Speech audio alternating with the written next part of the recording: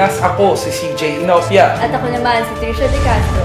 At ito ang mga nagbabagang balita sa oras na ito. Anak ng dating PBA legend na kasuhan na. Pagpapasabog na isang bus sa Zamboanga, patuloy ang pagpatrolya. COMELEC naglabas na ng timeline ukol sa presidential at vice presidential debate. Film coach engaged na sa isang Miami Heat dancer. Gilas Pilipinas, pahinga muna ngayong weekend. Aldab napansin sa Walt Disney. Nagalaw ng pabuyang 200,000 piso ang Zamboanga local government sa mga pagtuturo kung sino ang nagpasabog sa mga pasaherong bus doon kahapon.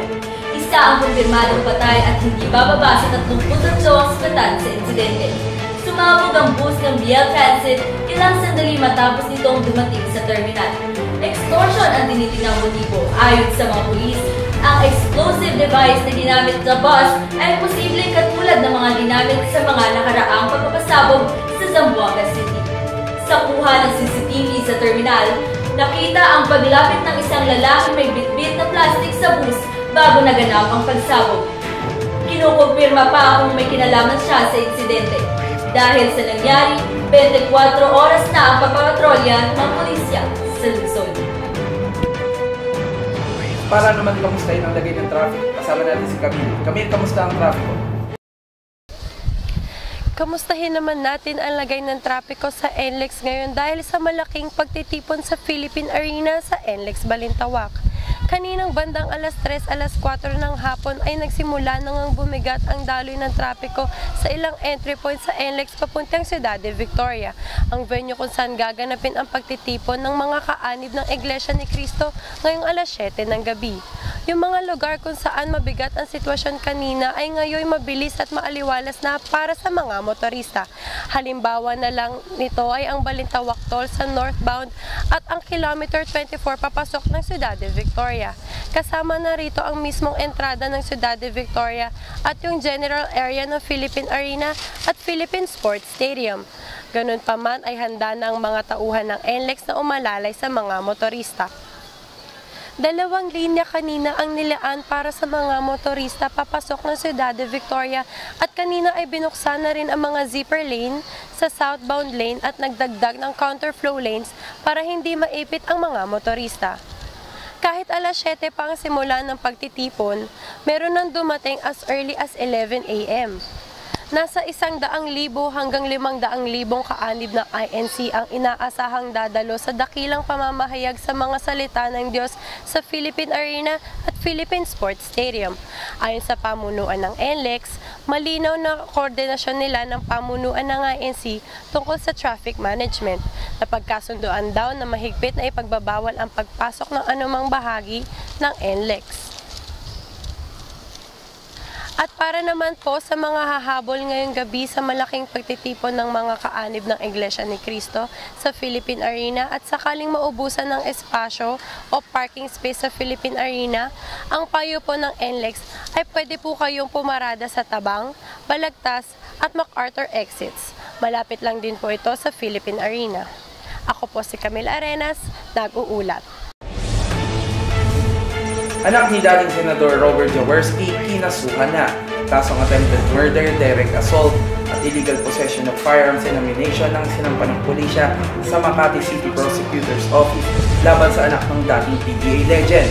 Maalala na nakipagbarilan sa mga pulis at naulian ng mga armas at bala itong ika-19 ng Setyembre, Sabado ng madaling araw sa nasabing lungsod.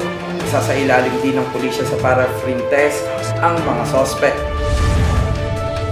At para naman maghatid sa ating ng balitang sports, narito si Pauline Gonida. Pauline? Film coach engaged na sa kanyang kasintahang si Nicky Sapp. Anya, ito daw ang pinakakulas na bagay na kanyang ginawa sa kanyang buhay. Si Spoelstra ang susi sa pagkapanalo ng Miami Heat gamit ang Big 3 na sila LeBron James, Dwayne Wade at Chris Bosh. Samantala, Gilas Pilipinas, pahinga muna daw bago tumungo ng Changsha, China. Ayon kay Coach Tab Baldwin, well-prepared na daw kanyang mga players dahil sa pag-ensayo nila sa Cebu. Inaral na nila ang kilos nila Terence Romeo, Calvin Abueva at ang naturalized player nilang si Andre Blatch. At para naman sa latest update sa UAAP, nagbunga ang magandang pagtutulungan ng Ateneo Blue Eagles sa kamakailan lang na ginanap na Spikers Turf Collegiate Conference. Hindi sila natalo sa loob ng 3 nilang laro at pinalo pa nila sa finals ang NU Bulldogs na turingan nilang karibal sa UAAP. Si Espejo ang naging MVP at dahil dito binigyan ng kredito ang kanyang mga teammates dahil kung wala daw sila, hindi niya makakamit ang naturingang parangal. Ngayon ay nagpe-prepare na ang Ateneo Blue Eagles sa gaganapin na UAAP season. Muli ako si Pauline Donida.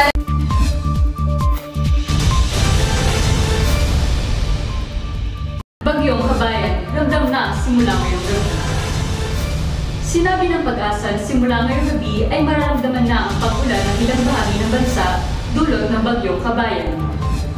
Bukas ng umaga ay inaasahang maglalandfall ang bagyo sa malaking bahagi ng Luzon at Visayas region.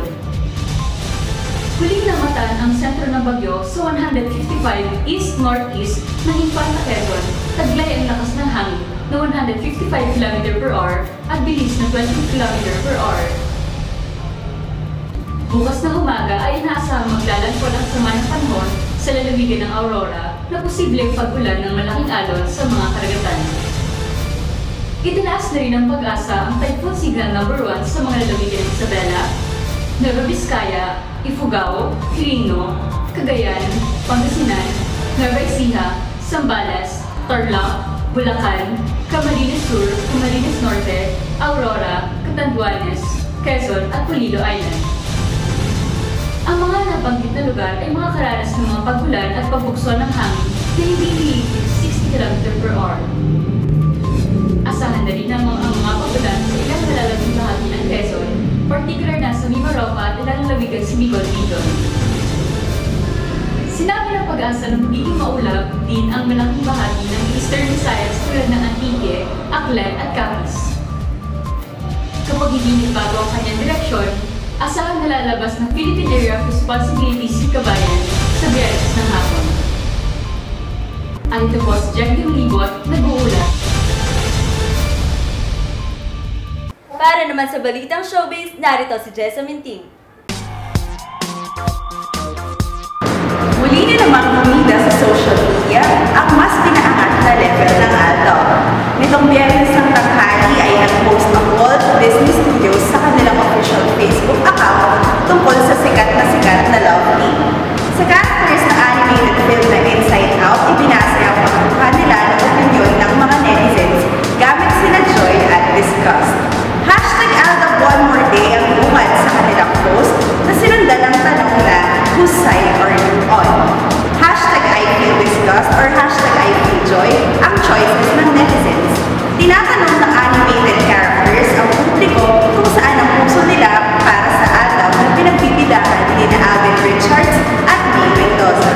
Sa ngayon ay nasa libo-libo na ang bilang ng likes, comments at shares ng post. Nagsilbing reunion para kay Tony Gonzaga at original Bulaga hosts na sina Tito Soto, Vic Soto at Joey De Leon ang kakatapos lang na 63rd FAMAS Awards.